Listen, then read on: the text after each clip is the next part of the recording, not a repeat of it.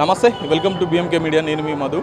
ఈరోజు రోడ్లో మొత్తం ఎంఆర్పిఎస్ వాళ్ళు పాలాభిషేకాలు జిందాబాదులు కొడుతున్నారు. ఎందుకోసం అనేది ఎంఆర్పిఎస్ సీనియర్ నాయకుడు కుమార్ని అడిగి తెలుసుకుందాం. అన్న, ఏంటి అసలు ఈరోజు మొత్తం ఎక్కడ చూడు ఎంఆర్పిఎస్ జై మందకృష్ణ మాదిగకు పాలాభిషేకాలు చేస్తున్నారు, ఎందుకోసం?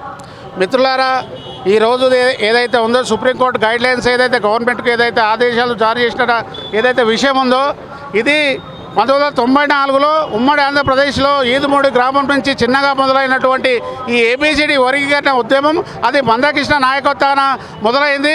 ఆ ఉద్యమము అంచెలంచెలుగా ఎదుగుతూ 30 ఏళ్ళుగా వచ్చింది. 30 ఏళ్ళు గడిచింది. ఈ 30 ఏళ్ళ ఇన్ని ఏళ్ళ పోరాటం తర్వాత ఈరోజు మా మాదిగలకు, మా పిల్లలకు చదువుకునే దానికి, ఉద్యోగాల దానికి ఏబిసిడి వర్గీకరణ సక్రమమైంది. అది ఇంప్లిమెంట్ చేయాల్సిందే అని భారతదేశ వ్యాప్తంగా ఈ రోజు నుంచి సుప్రీంకోర్టు ఏదైతే గైడ్లైన్ చేసిందో అది ఈరోజు భారతదేశ వ్యాప్తంగా ఇంప్లిమెంట్కి వచ్చింది. కాబట్టి అందులో భాగంగా దాన్ని పురస్కరించుకొని మహానేత మందకృష్ణ మాదిగ గారికి, ఉద్యమ నేత, ఈ ఏబిసిడి వర్గీకరణ ఫౌండరు వారికి మేము పాలాభిషేకము ఈ బోడుపల్లి నడి గడ్డ మీద మేము చేయడం జరుగుతుంది.